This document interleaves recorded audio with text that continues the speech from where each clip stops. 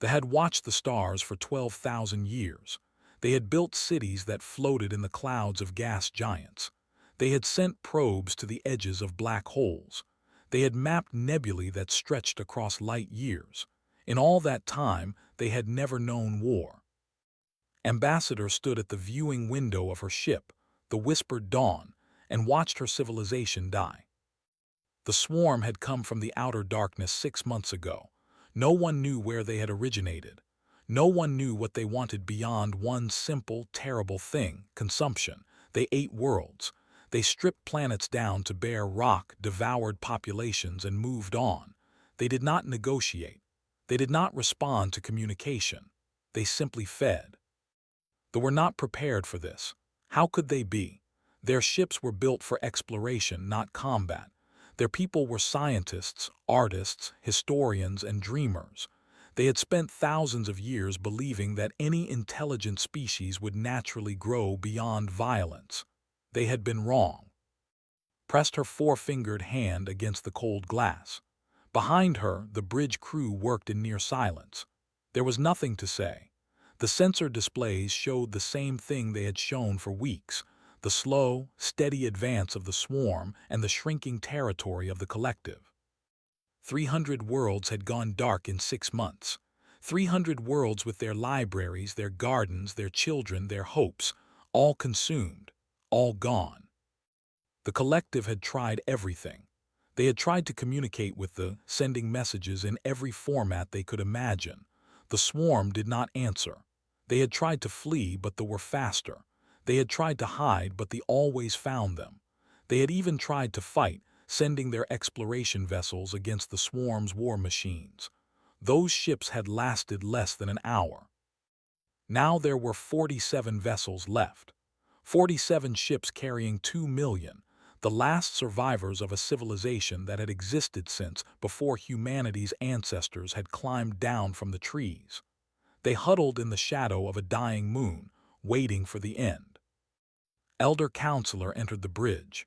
He was old, older than anyone had ever known, and his silver-blue skin had faded to a pale gray. He moved slowly, his joints stiff with age, but his eyes were still sharp. "The council has made its decision," he said. His voice was quiet, tired. Turned to face him and handed her a data tablet.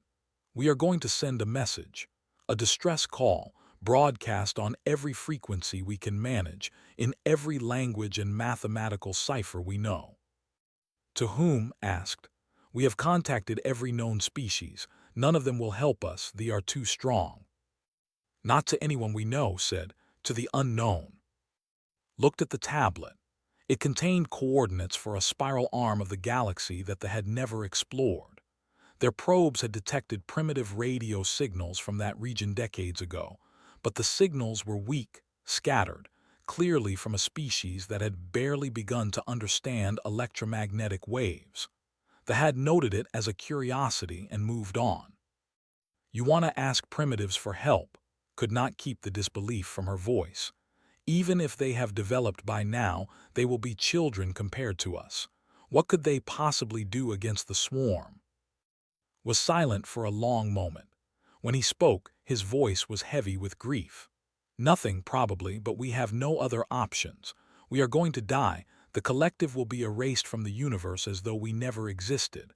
But perhaps before we are gone, we can warn someone. Perhaps our death can save another species from the same fate." Felt something cold settle in her chest. She had known, intellectually, that this was the end, but hearing it spoken aloud made it real in a way that nothing else had. "Very well," she said. "I will compose the message." She worked for 3 hours on the transmission. She wrote it in the mathematical language that all spacefaring species used, then translated it into every other cipher that had developed over 12,000 years. She included star charts, images of faces, recordings of their music, samples of their literature. She wanted whoever received this message to know that her people had existed, had loved, had dreamed, had mattered. At the end, she added a simple plea in plain mathematical symbols. We are dying. If there is mercy in the universe, please help us." The message was broadcast at maximum power, aimed at that distant spiral arm where primitive radio signals had once whispered across the void. Then there was nothing to do but wait. 2 days passed. They drew closer.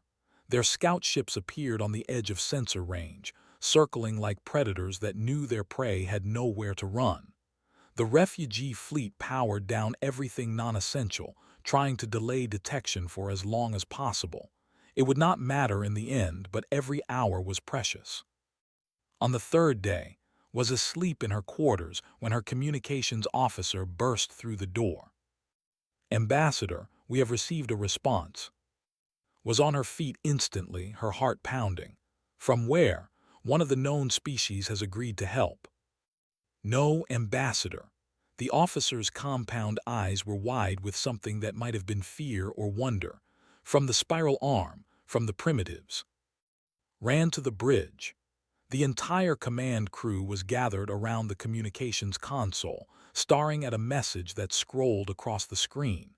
It was in the same mathematical language had used, but the grammar was strange, aggressive, direct. "What does it say?" she demanded. Her communications officer swallowed hard. "It says, 'Message received. Help is coming. Hold your position. Do not lose hope.'" The officer paused. "And then it says something else. A word I do not recognize." "Show me." The officer pointed to a symbol at the end of the message, stared at it. It was not mathematical. It appeared to be some kind of cultural identifier, a name or title. "I cross-referenced it with the primitive radio signals we detected decades ago," the officer said. "It appears to be a designation for a type of warrior, a professional soldier who fights on land and sea and in void." "A warrior," repeated. She felt strange, dizzy, as though the universe had suddenly shifted beneath her feet. "The primitives have warriors." "Yes, Ambassador." The officer's voice was barely a whisper. "They call themselves Marines." Turned back to the viewing window. The swarm was out there, vast and hungry and unstoppable. And somewhere in the darkness, something was coming. Something that called itself by a warrior's name. Something that had heard her cry for help and answered. She did not know whether to feel hope or terror. In the distance, the stars began to flicker. At first, thought it was a malfunction in the viewing window. Then she realized that something was blocking the starlight, something massive, something that was getting closer. The swarm had arrived. The final battle for the collective was about to begin. And somewhere, racing across the void, humanity's warriors were coming to meet it. Closed her eyes and whispered a prayer to gods she had stopped believing in centuries ago. "Please," she said, "please let them be in time." The darkness pressed closer, and they waited for salvation or extinction, whichever would arrive first. The swarm filled the sky like a living storm. Stood on the bridge of the whispered dawn and counted the enemy ships. She stopped at 300. There were many more than that, but counting seemed pointless now. The smallest vessels were the size of cruisers. The largest, the Devourer-class harvesters, were like floating mountains, their hulls blackened from the consumption of countless worlds.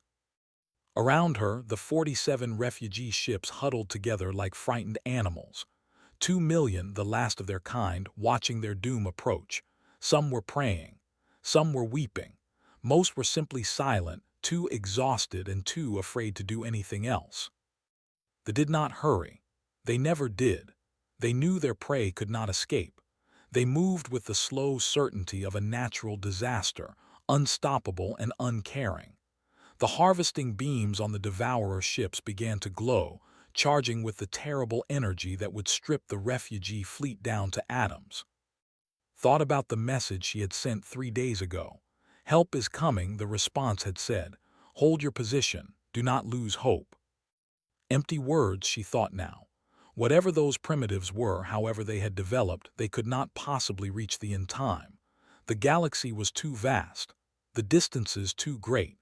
Even if they had somehow achieved faster-than-light travel, they would be days or weeks away. They would be dead in hours. She turned to her crew. Prepare to broadcast our historical archives one final time. If anyone survives in this galaxy, I want them to know we existed." "Ambassador," her censor officer suddenly shouted, his voice cracking with shock. "Spatial distortion detected, directly behind the formation." Spun toward the viewing window. "What kind of distortion?" "I do not know. I have never seen readings like this. It is as if space itself is being torn apart." They had noticed it too. Their formation slowed, ships turning to face this new development. For the first time since they had appeared, the swarm seemed uncertain. Then space ripped open. There was no other way to describe it. A hole appeared in the fabric of reality itself, burning with strange energies that the sensors could not identify. And through that hole came ships. They were small. That was first thought.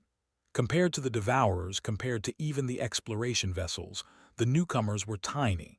12 ships in total, angular and aggressive-looking, their hulls painted in patterns of gray and black. They moved in tight formation, emerging from that impossible tier in space with precision that spoke of long practice. "We are receiving a transmission," the communications officer said. Her voice was shaking. "Same frequency as our distress call." "Let me hear it." The bridge speakers crackled, and then a voice filled the room. It was harsh by standards, the sounds clipped and direct, but the mathematical translation was clear. "Collective, this is Admiral Helena Cross of the United Earth Marine Corps Expeditionary Carrier Bostonia. We received your transmission. Sit tight and keep your heads down. We are engaging the enemy." Engaging? Could not believe what she was hearing. There are 12 of them, there are hundreds of ships. But the human vessels were not waiting for permission or approval. They were already moving, accelerating toward the swarm with a speed that seemed impossible for ships of their size. The lead vessel, presumably the Bostonia, broadcast another message as it advanced. "All ships, do not interfere. Maintain your position and protect your civilians. We have this." They responded to the intrusion the way they always responded, with overwhelming force. A wave of fighter craft launched from the nearest hive ships, thousands of small, vicious attack vessels swarming toward the human formation. Behind them, 3 Devourer-class ships began to turn, their harvesting beams redirecting toward this new threat. Expected the humans to retreat, to recognize the impossible odds and fall back. Instead, the 12 ships spread into a wider formation and opened fire. The weapons the humans used were unlike anything in records. Brilliant lances of light that cut through fighters like they were made of paper. Missiles that split into dozens of smaller projectiles, each one seeking a different target. Kinetic rounds traveling at fractions of light speed, punching through armor and detonating deep inside enemy hulls. The first wave of fighters ceased to exist in less than 30 seconds. "That is impossible," the censor officer whispered. "The energy output of those weapons, the targeting precision. How are they doing this?" Had no answer. She could only watch as the human ships carved a path through the formation, leaving fire and destruction in their wake. A Devourer-class harvester fired its beam at the Bostonia. The human carrier did not even try to dodge. It flew straight into the beam, some kind of energy shield flaring around it, absorbing the attack that should have annihilated it. Then the Bostonia launched something. Small pods, dozens of them, arcing through space toward the wounded vessels. Watched them impact against enemy hulls, boring through armor, disgorging their contents into the ships beyond. "What are those?" she asked. Her tactical officer studied the sensor readings for a long moment before answering. "Boarding craft, Ambassador. The humans are sending soldiers onto the ships." Felt her mind struggle to process this information. Boarding craft, soldiers. The humans were not just fighting the at range. They were going inside enemy vessels to fight face to face, against the swarm, against creatures that had evolved specifically for violence and consumption. They were not prepared for this. No species had ever boarded their ships before. No species had ever been insane enough to try. Watched the sensor displays as one ship after another began to show internal damage, then secondary explosions, then catastrophic failures. The humans were not just fighting the swarm. They were hunting them. They were going into the darkness of enemy vessels and killing everything they found. One of the Devourer-class ships exploded. Then another. The formation, which had been so confident just minutes ago, was now in chaos. Ships were breaking off, trying to regroup, trying to understand what was happening. Some were even retreating, something that they had never seen the swarm do before. The battle lasted 2 hours. When it was over, they were gone. Destroyed or fled, it did not matter. The human ships moved through the debris field, collecting their boarding pods, rescuing their soldiers. They had lost 2 vessels in the fighting and several others were badly damaged, but they had won. Admiral Cross's voice came over the communication channel again. Collective, the immediate threat has been neutralized. We are sending medical teams and repair crews to assist your fleet. Please do not be alarmed by our appearance. Found that she was crying.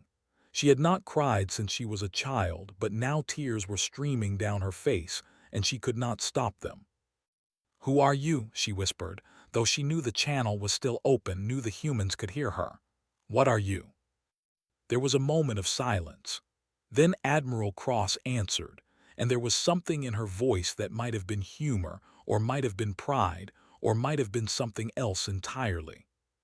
"We are humans," she said, "and nobody calls for help on our watch without getting an answer." The refugee fleet was saved. They would survive another day. And somewhere in the wreckage of the formation, human marines were still hunting the last of the swarm, making sure that no enemy would threaten these strangers they had crossed the galaxy to protect. Sank into her command chair and stared at the stars through the viewing window. The universe had just become a very different place, and for the first time in months, she felt something she had thought lost forever. Hope, the shuttle that carried to the Bostonia, was small and efficient. 2 human soldiers sat across from her during the short flight, their faces hidden behind dark visors, their bodies covered in heavy armor that was scratched and dented from recent combat. They did not speak, but could feel them watching her. She tried to study them in return, but there was little to see. They were bipedal, roughly her height, with 2 arms and 2 legs. Their proportions were strange compared to standards, their bodies thick and compact. She could not tell what they looked like beneath their armor. The shuttle docked with the Bostonia and was escorted through narrow corridors that smelled of smoke and something sharp that she could not identify. The ship was cramped by standards, every space filled with equipment or personnel. Humans moved past her in both directions, some wounded, all tired, none stopping. They nodded at her or stepped aside to let her pass, but they did not stare or whisper the way she might have expected. She was taken to a room that appeared to be some kind of command center. Displays covered the walls, showing tactical information and fleet positions. In the center of the room stood a human female who could only be Admiral Cross. The Admiral was shorter than had expected. She came up only to shoulder, and her body was even more compact than those of her soldiers. Her skin was a warm brown color, darker than silver blue, and her hair was cropped short against her skull. She wore a uniform that was stained with something dark, and when she turned to greet, the ambassador noticed that 2 fingers on her left hand were missing, replaced by a hasty bandage. "Ambassador," Cross said, her voice was tired but steady. "Thank you for coming. I apologize for the condition of my ship. It has been a long day." Found herself struggling to respond. She had prepared speeches, diplomatic greetings, formal expressions of gratitude. But faced with this small, battered creature who had crossed the galaxy to save her people, all of those words seemed meaningless. "You came," she finally said. "You received our message and you came." "Yes." "Why?" the question burst out of before she could stop it. "We are nothing to you. We are strangers from the other side of the galaxy. We have nothing to offer you, no resources, no technology that you do not already possess. Your ships, your weapons, they are beyond anything we have developed. You could have ignored our call. You could have decided that we were not worth the cost. Why did you come?" Admiral Cross was silent for a long moment. She moved to a small table and poured 2 cups of something dark and steaming from a metal container. She offered one to, who took it automatically, then settled into a chair with a grunt of pain that she tried to hide. "You asked for help," Cross said simply. Waited for more. When nothing came, she pressed further. "That cannot be the only reason. The resources required to reach us, the risk to your ships and soldiers, the possibility that you might arrive too late or face an enemy you could not defeat. These are significant concerns. Your leaders must have demanded something in return." Cross smiled. It was a strange expression, her lips pulling back to reveal flat white teeth, but somehow understood that it was not a threat. "My leaders," the Admiral said, "did not know I was coming until I was already gone. When we received your transmission, I had 12 hours to decide whether to mount a rescue mission across unexplored space to save a species we had never met from an enemy we knew nothing about." She paused, taking a sip from her cup. "I made the decision in 12 minutes." "But why?" Cross set down her cup and met eyes. The Admiral's gaze was steady and calm, and there was something in it that the ambassador could not quite identify. "Let me tell you something about humans," Cross said. "We are a young species. We have only been traveling among the stars for about 200 years. Before that, we spent most of our history fighting each other. Wars over land, over resources, over ideas, over things so small and stupid that we have forgotten what they were. We have killed each other by the millions. We have burned our own cities and poisoned our own world. By any reasonable measure, we should have destroyed ourselves long before we ever reached space." Listened in growing amazement. They had theorized about species that developed through violence, but they had assumed such species would burn themselves out before achieving. The idea that a civilization could survive such a history seemed impossible. "But we did not destroy ourselves," Cross continued. "And do you know why?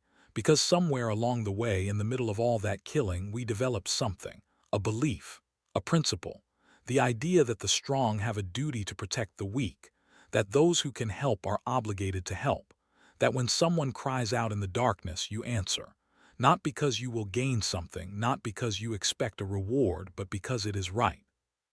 She leaned forward, and her voice grew softer but more intense. "We came because you asked. That is the only reason we have ever needed. That is the only reason we will ever need."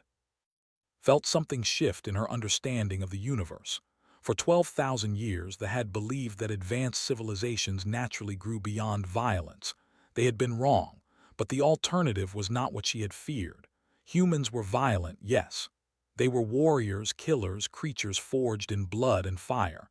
But they had taken that capacity for violence and turned it into something else. Something protective, something noble. "You are not what I expected," admitted. Cross laughed, another strange human expression. "We never are, but give us time, we grow on people."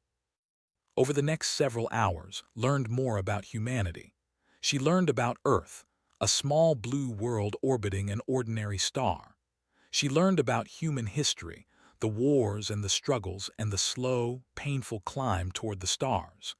She learned about the Marine Corps, a branch of human military dedicated to rapid response and protection of those in need. She learned that humans lived only about 100 years on average, so short it was almost incomprehensible to who could live for. Yet in that brief time they accomplished extraordinary things. They loved fiercely. They fought relentlessly. They never gave up, even when all hope was lost. "The will return," said eventually. "They have never been defeated like this. They will come back in greater numbers." "I know," Cross replied, "and we will be here. You cannot protect us forever. Your ships are damaged. Your soldiers are exhausted. Sooner or later the swarm will overwhelm you." Cross smiled again, but this time there was something hard in it. something that made suddenly very glad that humans had chosen to be allies rather than enemies. "Ambassador," the admiral said, "you have no idea what we are capable of. What happened today was one carrier group on a rescue mission. If they want a war, they will get one. And they will learn what every enemy of humanity has learned throughout our history." "What is that?" Cross finished her drink and set the cup aside. When she looked at, her eyes were bright with something that might have been anticipation. "That there is nothing more dangerous in the universe than a human being with something to protect." Returned to her own ship that night with a new understanding of the galaxy and its spacefaring species. They had asked the universe for help, and the universe had sent them warriors. But these warriors were not the mindless killing machines she might have feared. They were something stranger and more wonderful. They were humans. And for the first time since they had appeared, believed that her people might actually survive. Admiral Cross had been right. They did return. They came 6 weeks after the first battle, not with hundreds of ships but with thousands. The swarm had never faced resistance before, had never encountered a species that could hurt them, and the experience had driven them to something like rage. They called in reinforcements from across their territory. They gathered the largest fleet ever assembled in their history, and they came for blood. The humans were ready. Word of the rescue had spread across Earth and its colonies faster than anyone expected. The story captured something in the human imagination, a desperate call for help from across the galaxy. 12 ships against an armada, Marines fighting hand to hand in the corridors of alien vessels. It was the kind of story that humans had been telling themselves for thousands of years, and now it was real. Volunteers flooded the recruitment offices. Factories that had been building civilian transports switched to military production. Scientists who had been working on theoretical problems suddenly found their research redirected toward weapons development.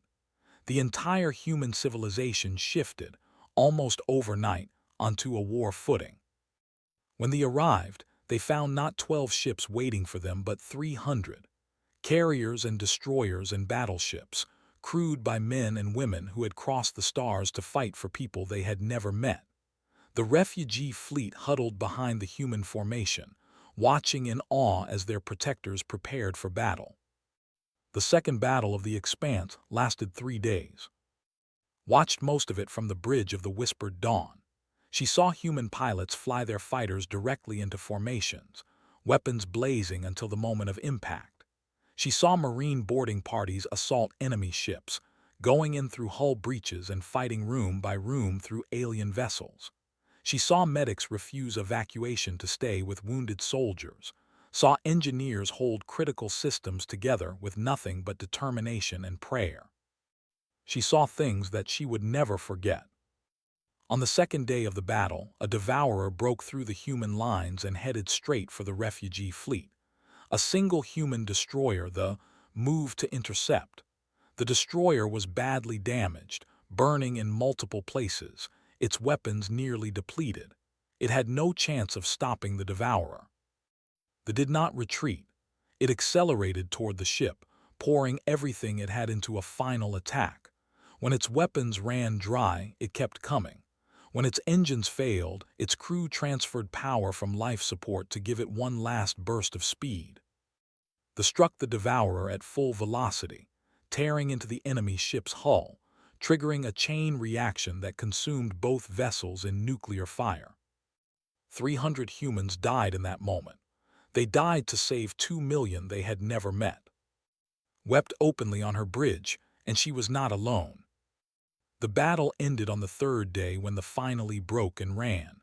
They had lost over half their fleet. More importantly, they had lost something they had never lost before, their certainty of victory. The swarm had believed itself unstoppable. Now they knew better. But the war was far from over. Over the next 3 years, the conflict spread across a dozen star systems. They were not prepared to give up. They adapted, changed their tactics, grew more cautious and more cunning. Humanity adapted in turn, developing new weapons, new strategies, new ways to hurt an enemy that had been consuming worlds since before humans had discovered fire. Became an unofficial liaison between her people and the human forces. She traveled with the fleet, observing battles, recording history, trying to understand the strange species that had come to her people's rescue. She met soldiers from every part of Earth, men and women from nations that had been at war with each other just generations ago, now fighting side by side against a common enemy. She learned their stories, their hopes, their fears. She met Sergeant Maria on a medical ship after a particularly brutal ground battle. Had lost her left arm to a warrior but had kept fighting, using her rifle one-handed until reinforcements arrived. When asked her why she had not retreated, had looked at her with confusion. "There were civilians behind me," she said, as if this explained everything. "I could not let them through." She met Private James, barely 20 years old, who had volunteered for a mission everyone knew was likely suicide. His job was to plant explosives inside a command ship, then escape before detonation. The escape part was theoretical at best. "Are you not afraid?" had asked him before he departed. Had smiled. "Of course I am afraid, but someone has to do it, might as well be me." He had not returned from that mission. But the command ship had exploded exactly on schedule, and the battle had been won. She met hundreds of humans like And, ordinary people who did extraordinary things because they believed it was right. They complained about the food and the officers and the long deployments. They missed their families and their homes. They were tired and scared and sometimes broken. But they never stopped fighting. They could not understand it. They had conquered thousands of worlds. They had exterminated hundreds of species. Every enemy they had ever faced had eventually given up, surrendered, accepted their fate. The swarm had evolved to exploit this tendency. They knew how to be patient, how to wear down resistance, how to wait until their prey lost the will to fight. Humans did not lose the will to fight. If anything, they grew more determined as the war continued. Every loss made them angrier. Every atrocity committed by them strengthened their resolve. They were not fighting for territory or resources. They were fighting because someone had asked for help, and humans did not abandon those they had promised to protect. The war turned in the third year. Human forces had spent 2 years learning tactics, studying their biology, finding weaknesses. Now they went on the offensive, pushing into swarm territory, liberating worlds that had conquered, hunting the enemy through the darkness between stars. The final battle took place above a world called Sanctuary, a colony that had been one of the first to fall. They made their last stand there, throwing everything they had left against the human fleet. It was the largest battle of the war, and it lasted for 2 weeks. When it was over, the swarm was broken. Not destroyed entirely, but shattered, reduced to scattered remnants fleeing toward the galactic rim. They would not return. They had learned, finally, what it meant to fight humans. Stood on the bridge of the whispered dawn and watched the last ships disappear into the void. Around her, human and vessels alike were celebrating, sending messages of victory across every frequency. She thought about the cost. Thousands of human ships destroyed, millions of humans dead. They had sacrificed so much for a species they had never known existed 3 years ago. Admiral Cross, now aboard a new flagship, sent a message to the combined fleet. Her voice was tired but triumphant. "To all ships, human and alike, the war is over, the swarm is defeated, we have won." A pause, and then, "This victory belongs to everyone who fought, everyone who sacrificed, everyone who refused to give up even when the odds seemed impossible. We came to this part of the galaxy to answer a call for help. Today, we have answered it. No one who cries out in the darkness will ever be alone again." Closed her eyes and let the words wash over her. 3 years ago, she had sent a desperate message into the void, expecting nothing. Instead, she had found humanity. Warriors who fought for strangers. Protectors who died for people they had never met. Friends who would cross the galaxy to answer a cry for help. That would never be the same, neither would the universe, because now everyone knew what humans were capable of when someone asked them for help. And they would never forget the price of threatening those humanity had sworn to protect. 50 years had passed since the war ended. Stood on a platform overlooking a vast memorial plaza, her joints stiff with age, her silver-blue skin faded to gray. She was now elder historian of the restored collective, the keeper of her people's memories, the one who ensured that no one would ever forget what had happened. The plaza stretched before her, filled with thousands of beings, and humans stood side by side, along with representatives from a dozen other species who had joined the alliance in the decades since the war. They had all come to witness the dedication of this memorial on the 50th anniversary of the final battle. The monument rose from the center of the plaza. It was made of bronze, a human metal, and depicted a single Marine in full battle armor. The soldier's rifle was raised, and before him crouched a cluster of civilians, their forms clearly marked as non-combatants. The Marine stood between them and an unseen threat, frozen forever in the act of protection. At the base of the monument, a plaque bore a simple inscription in both human languages and script. Had written those words herself, and she still remembered the day she had carved them, tears streaming down her face. They asked, we answered. The crowd fell silent as approached the speaking platform. She moved slowly, but her voice was strong when she began to address the assembled beings. 50 years ago, she said, my people stood at the edge of extinction. The swarm had destroyed our worlds, murdered our families, erased everything we had built across 12,000 years of civilization. We had nothing left, no hope, no future, only the certainty of death. She paused, looking out at the crowd. Human faces and faces looked back at her, young and old, soldiers and civilians, all united by the memory of what had been sacrificed. We sent a message into the void, a cry for help, broadcast to stars we had never explored. We did not expect an answer.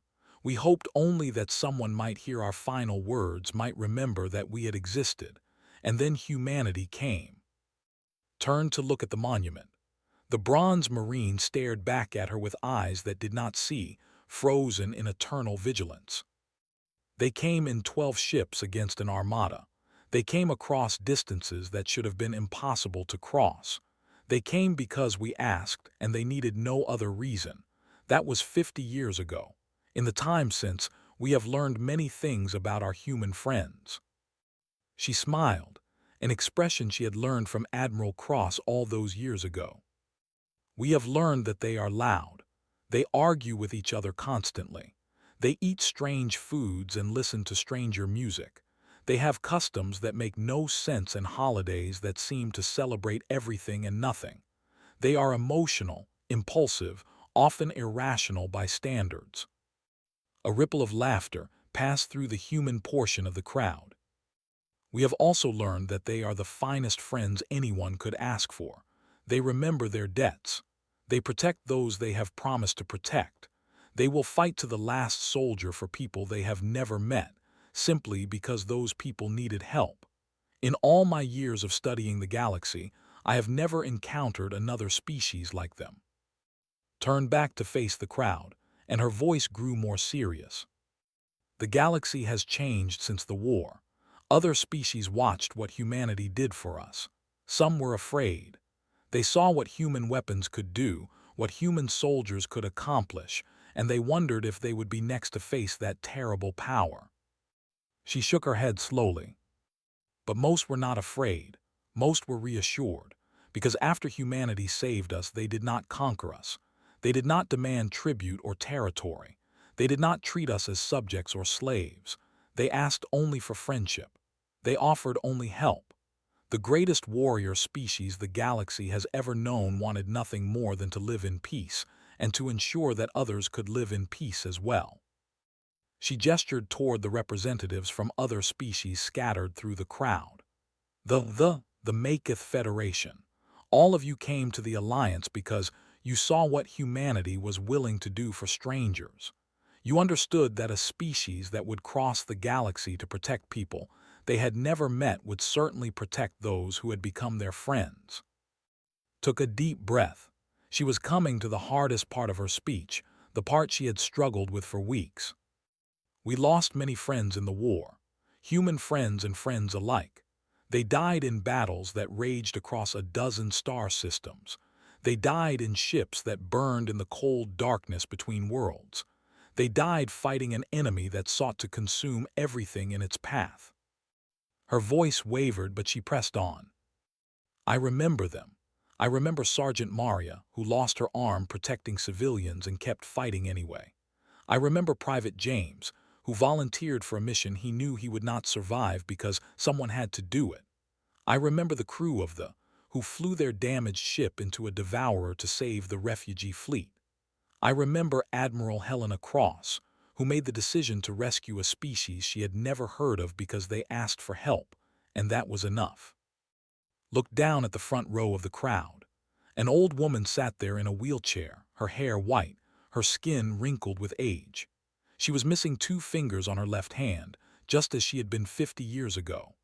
Helena Cross, retired Admiral of the United Earth Marine Corps, looked up with eyes that were still sharp, still bright, still full of the fierce determination that had carried her across the galaxy all those years ago. Admiral Cross once told me that the measure of a people is not how they treat their own, said. It is how they answer when strangers cry out in the dark. By that measure, humanity has proven itself to be the greatest civilization the galaxy has ever known. She raised her hand in a gesture of respect that they had developed specifically for human allies, a modification of the salute that human soldiers used. On behalf of the collective, on behalf of all the species that have joined our alliance, on behalf of everyone in the galaxy who sleeps peacefully because humanity stands watch, I offer our eternal gratitude. You heard our cry. You answered. You saved us. We will never forget. The crowd was silent for a long moment. Then, from somewhere in the human section, someone began to clap. Others joined in. The applause spread, mixing with singing and the various sounds of appreciation from the other species present, until the entire plaza rang with celebration. Admiral Cross pushed herself up from her wheelchair, refusing the help of her aides. She stood at attention, her old bones protesting, and raised her hand in a perfect salute. Around her, every human in the crowd, soldier and civilian alike, did the same. Felt tears streaming down her face, but she did not try to stop them. She had learned long ago that tears were nothing to be ashamed of. Humans had taught her that. The memorial stood in the center of the plaza, bronze and eternal, a promise carved in metal. The Marine would stand watch forever, rifle raised, protecting those who could not protect themselves. And as long as that statue stood, as long as humanity endured, no cry for help would go unanswered. Looked up at the stars. Out there somewhere, the remnants of the swarm were still fleeing, still running from the species that had taught them fear. Other threats would come eventually. The galaxy was vast and dangerous, full of terrors that no one had yet imagined. But humanity would be there. They would be there because it was right, because it was necessary, because someone had to stand between the darkness and those who needed protection. They would be there because that was what humans did. And the galaxy would be forever grateful. Spoke one final time, her voice carrying across the plaza and out into the universe beyond. We asked the universe for mercy, and the universe sent us humans. May we never forget how blessed we are. The celebration continued long into the night. Humans and a dozen other species ate together, drank together, told stories and shared memories. They laughed and they wept and they remembered those who had fallen. And above them the stars shone on, bright and cold and beautiful, watching over a galaxy that was a little safer, a little kinder, a little more hopeful than it had been 50 years before. All because one species had decided that when someone asks for help, you answer. No matter the cost. no matter the distance, no matter what. That was the human way. And it always would be.